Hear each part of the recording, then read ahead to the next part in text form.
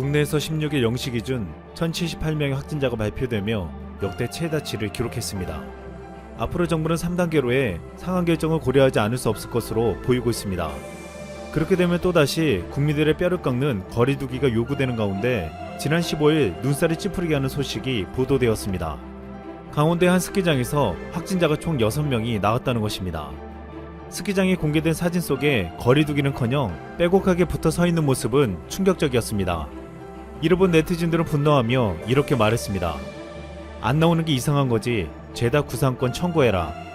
묘비에다가 즐기다 갑니다 쓰면 인정한다.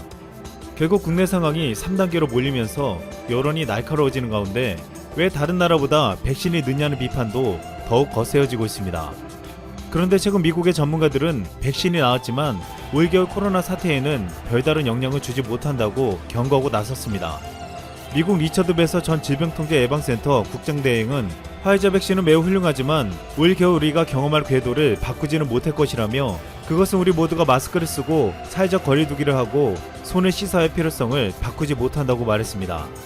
미국 FDA는 화이자에 이어 모더나 백신도 효과적이라며 18일에 두 번째 승인을 앞두고 있습니다.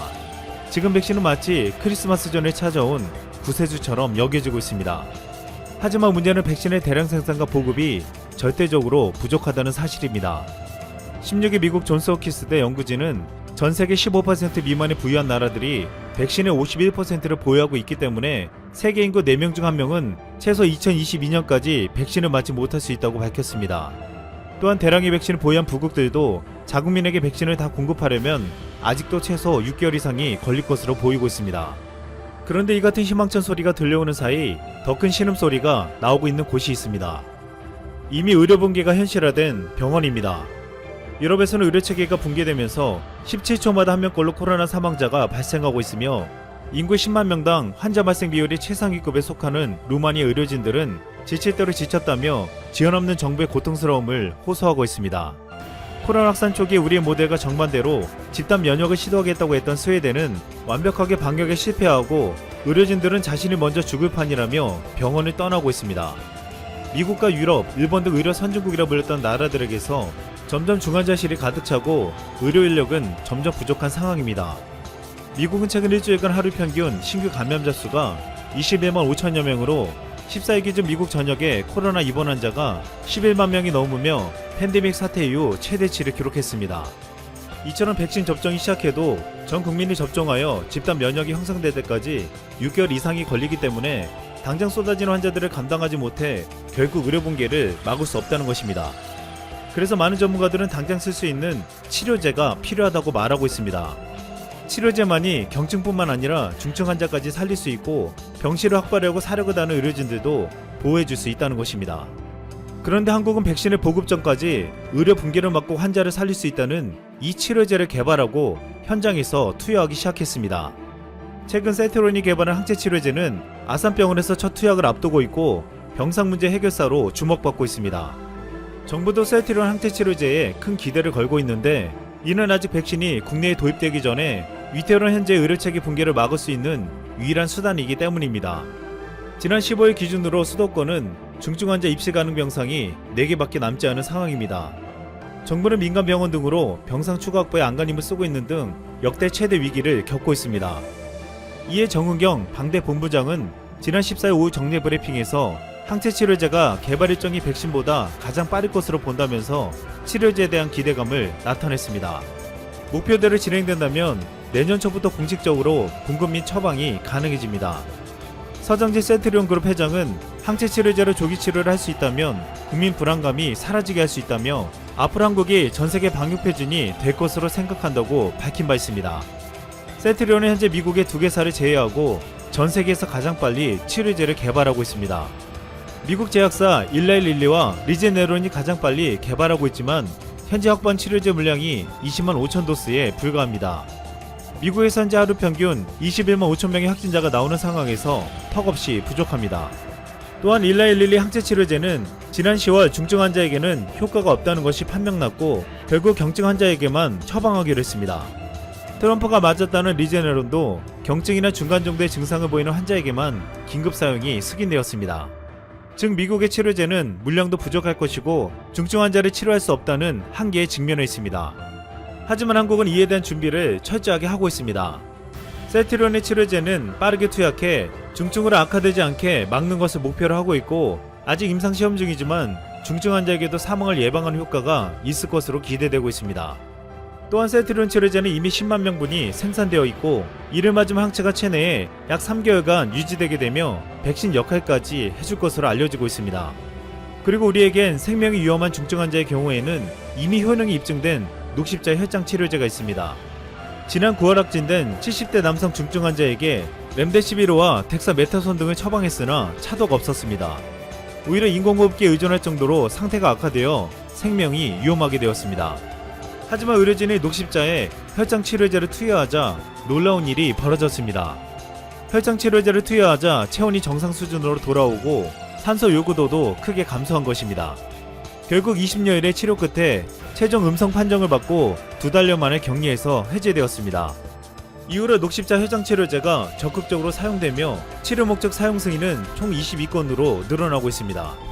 하지만 혈장 치료제는 코로나 완치자에 혈장을 확보해야 생산할 수 있었기 때문에 대량 생산이 어렵다는 한계가 있었습니다. 그런데 최근 혈장 치료제를 확보하려는 정부의 노력과 국민들의 혈장 공여가 이어지고 있어 혈장 치료제의 추가 생산이 빨라지고 있습니다. 결국 한국은 초기 경증 상태에서 중증으로 가는 것을 막아주는 셀트리온의 항체 치료제와 중증으로 왔을 때 치료할 수 있는 녹십자의 혈장 치료제를 갖춰 모든 환자들을 치료하겠다는 계획을 세우고 있습니다. 또한 우리 정부는 이 치료를 국민건강보험으로 무상치료를 할 계획을 세우고 있습니다. 이미 녹십자는 혈장 치료제를 무료로 내놓는다고 했고 셀트리온도 원가에 공급하겠다고 했습니다. 여기에 드는 비용까지 국민건강보험에서 무상으로 제공하겠다는 것입니다. 게다가 현재 무상으로 전국민 코로나 검사를 하는 것까지 거론되고 있습니다. 무증상 감염자가 백신을 접종했을 때 부작용 여부가 검증되지 않았기 때문에 내년 3월 백신을 맞기 전에 전 국민에게 코로나 검진을 실시하자는 것이었습니다. 만약 그렇게 된다면 한국은 무상으로 전 국민이 코로나 검사를 하고 무료로 제공하는 치료제로 치료받게 할 수 있는 최초의 국가가 되는 것입니다. 한국의 70대 남성이 녹십자 혈장 치료제를 무료로 투약받고 완치되었을 때 미국의 한 70대 남성은 62일간 치료받고 폭탄 청구서에 벌벌 떨어야 했습니다. 이 남성이 받은 청구액은 무려 13억 원이 넘었습니다. 미국의 70대 남성은 치료 도중에 의식을 되찾자 여기서 나가야 돼, 치료비를 감당할 수 없어 라고 말했습니다. 지금 이처럼 미국에서는 치료제가 나와도 엄청난 비용을 감당해야 하기에 많은 사람들이 치료받기도 쉽지 않을 것으로 보이고 있습니다. 미국과 한국은 너무나도 다른 모습을 보이고 있습니다. 한국은 현재 역대 최대의 감염 확산을 맞이하며 위기를 맞고 있지만 이미 위기를 넘을 준비를 해나가고 있습니다. 안녕하세요. 상식이 돈이 되는 지식스쿨입니다. 어느덧 12월 중순에 접어들었고 크리스마스 디데이까지 남은 날은 한 자릿수가 되었습니다. 올해는 참 다사다난했지만 그래도 크리스마스는 마냥 설레기만 하는데요. 이번 크리스마스는 사회적 거리를 유지하며 집에서 맛있는 음식을 먹으며 편안하게 힐링의 시간을 보내는 것도 특별할 것 같습니다. 무엇보다 여러분의 안전이 가장 중요하니까요. 어렸을 때는 선물에만 눈이 갔지만 성인이 되고 난 후에는 맛있는 음식도 기다려지는데요. 여러분은 이번 크리스마스에 뭘 먹을지 고르셨나요? 재밌는 건 옆나라 일본에서는 크리스마스마다 꼭 먹는 그들만의 전통 음식이 있다고 합니다. 크리스마스가 일본 명절도 아닌데 대체 무슨 전통 음식을 먹는다는 걸까요? 영상 시작 전 좋아요와 구독 부탁드립니다. 매년 크리스마스가 되면 일본에선 KFC가 그의 가장 많은 매출을 기록합니다. 바로 치킨이 일본만의 크리스마스 전통 음식이기 때문이죠. 하지만 여기에도 규칙이 있습니다. 그냥 일반 치킨이 아닌 무조건 KFC 치킨이어야 하는 겁니다. 일본 만화나 드라마에서도 크리스마스에 치킨을 뜯는 모습이 종종 나오는데요. 2016년 BBC 보도에 따르면 일본에서는 매년 약 360만 가정이 크리스마스에 모여 KFC 치킨을 뜯는다고 합니다. 때문에 크리스마스가 다가오면 KFC 매장 앞에 치킨을 사기 위한 사람들의 줄이 일본의 연말연시 풍경으로 자리 잡았을 정도입니다. 심지어 크리스마스에 사람이 밀리는 걸 예상해 몇 주 전부터 치킨을 예약해 놓는 사람들도 있다고 합니다. 그렇다면 궁금하지 않나요? 왜 일본인들은 크리스마스에 KFC 치킨을 먹는 걸까요? 뉴스 웹사이트 비즈니스 인사이더 일본판에 따르면 크리스마스에 KFC 치킨을 먹는 일본인들의 전통은 거짓말에 의해 생겨났다고 합니다. 거짓말이라니 어떻게 된 일일까요? 때는 1970년으로 거슬러 올라가게 됩니다. 1970년 문을 연 일본 KFC 1호점은 소비자의 관심을 전혀 끌지 못했습니다. 심지어 행인들은 빨간색과 흰색 줄무늬 지붕에 영어 간판을 내건 KFC 매장을 보고 이발소인지 제과점인지 헷갈리기까지 했다고 하죠. 때문에 특히나 보수적인 일본에선 낯선 매장에 발을 들이긴 쉽지 않았습니다. 이렇게 파리만 날리던 일본 KFC 1호점에게 한 유치원이 크리스마스 파티를 위한 치킨을 주문했습니다. 이 유치원은 일본에서 흔치 않은 기독교계 유치원이었습니다. 당시 기독교 인구가 2%도 채 되지 않았던 일본에선 마땅한 크리스마스 이벤트가 없었죠. 때문에 유치원은 당시 점장이었던 오오카와 다케시에게 산타 분장을 하고 와달라는 부탁을 했고, 오오카와는 직접 산타 분장을 한 채 유치원에 치킨 배달을 갔습니다.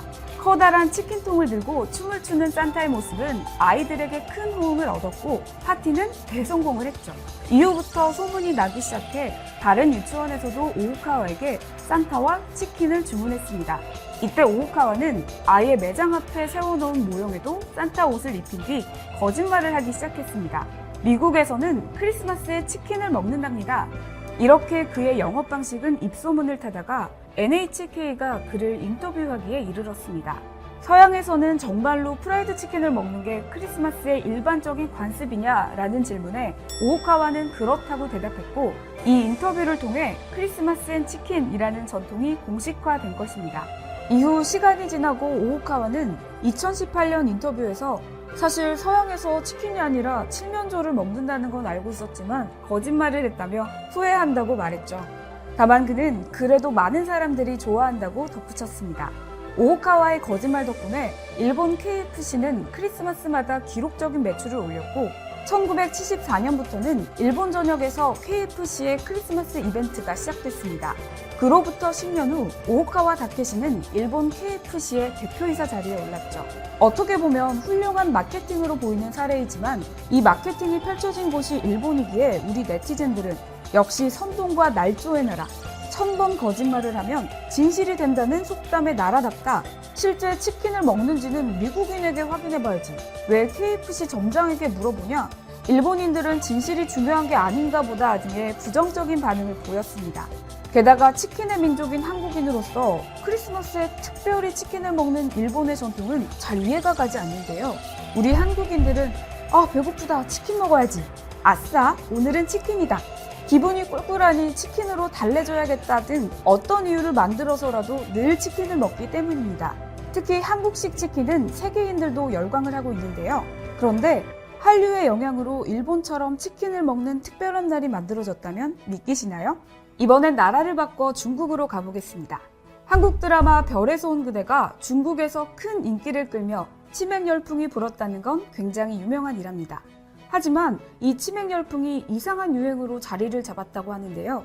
극중 전지현은 이렇게 말합니다. 첫눈 오는 날은 치킨의 맥주인데 때문에 중국인들은 한국에선 첫눈 오는 날에 치맥을 먹는다와 같은 이상한 인식이 생겼다는 겁니다. 중국 공산당 기관지인 인민일보마저 SNS에 첫눈 온 날 치맥 드셨나요? 라고 올릴 정도로 중국은 첫눈과 치맥을 엮어서 생각하고 있습니다.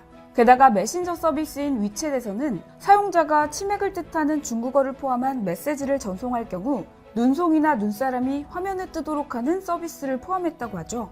또 영화 호우 시절에서 정우성과 호흡을 맞춘 중국 여배우 고원호는 SNS 계정에 첫눈은 왔는데 치맥은 어디에? 라는 글을 올리는 등 중국 연예인들 사이에서도 첫눈과 치맥을 함께 연상한다고 합니다. 정말 한국인으로서 이런 오해를 받는 게 참 수치스럽지 않나요? 한국인에게 치킨이란 눈 오는 날에만 먹는 음식이 아닌 인생의 동반자인데 말이죠. 그들의 말처럼 한국인들이 눈 오는 날에만 치킨을 먹는다면 한국의 계절은 온종일 겨울일 것이며 북극과 남극의 경계는 허물어져 한극이라는 새로운 지형이 생겨나 북극곰과 함께 치킨을 뜯으며 살았을 겁니다. 조금 많이 과장스럽긴 하지만 그만큼 한국인들은 치킨에 대해 진심이죠. 이렇게 한국식 치킨이 전 세계적으로 유행하고 있지만 사실 치킨은 과거 미국 흑인 노예들의 소울푸드라고 합니다. 그 어원을 찾아보면 오븐에 굽는 로스트 치킨이라는 미국 남부식 닭 요리법을 오븐이 없는 흑인 노예들이 기름에 튀겨 먹으며 시작했습니다. 튀김은 고열량 음식이라 당시 고된 육체 노동에 시달리는 흑인 노예에게 좋은 영양 공급원이 됐죠. 때문에 프라이드 치킨의 유래는 사실상 미국 남부 농장지대에서 일했던 흑인 노예의 애환이 담긴 소울푸드인 것입니다. 그런데 우리 한국식 치킨이 본고장에 역수출하고 있는 상황이 벌어지고 있다는데요. 미국에서는 코로나19 사태 이후 닭고기 구매가 높아지고 배달 음식 이용이 늘어나면서 한국 치킨의 인기가 치솟고 있습니다. 특히 새콤한 사각 무절임과 한국식 양념에 거부할 수 없는 맛이라는 호평은 미국 뉴욕타임즈가 한국의 본촌 치킨을 소개한 문구이죠. 페리카나 치킨 역시 코로나19로 맨하탄 식당들이 도산했지만 우리는 오히려 체인점 문의가 늘고 있다고 말할 정도로 큰 인기를 얻고 있다고 합니다. 앞서 소개한 일본과 중국은 사실 평소에 치킨을 많이 먹지 않는다고 합니다. 일본에서 생활하는 한 유학생은 KFC는 평소에 파리만 날리면서 크리스마스에만 분주하다라고 현지 치킨 시장의 분위기를 전했고, 중국에서는 별에서 온 그대가 종영한 지 6년이라는 세월이 지났음에도 한국인들은 첫눈 오는 날에 치킨을 먹는다라고 믿고 있다고 합니다. 여기에서 우리는 그들이 하수인 것을 느낄 수 있죠. 치킨을 대하는 자세부터 다른 우리 한국인들은 크리스마스, 첫눈을 막론하고 치킨을 즐기고 있습니다. 가슴 아픈 사연으로 과거 흑인 노예들의 소울푸드였던 치킨은 한국을 만나 현재는 전 세계인들의 입을 즐겁게 해주고 있습니다. 한국식 치킨이 앞으로도 많은 사람들에게 맛있고 즐거운 기억으로만 남겨졌으면 합니다. 이 영상을 끝까지 시청해주신 구독자님들, 오늘 날씨가 쌀쌀한데 치킨에 맥주 한잔 어떠세요? 이와 관련된 여러분의 다양한 의견 댓글로 남겨주시면 감사하겠습니다. 혹시 주식하시나요? 우리의 주식이 밥 먹듯 올라! 지금 다운하면 현금처럼 쓸 수 있는 10만 원을 드립니다. 투자 성향에 맞춰 추천되는 마스터 종목. 종목이 급등하지 않을 땐 100% 환불. 무료로 내일의 급등 종목 한 개만 열람해보세요. 밥 먹듯이 오르는 주식 일시 어플 올라! 지금 다운받으세요.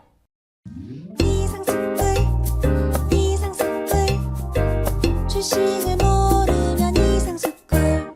주식 모르니? 이상스쿨.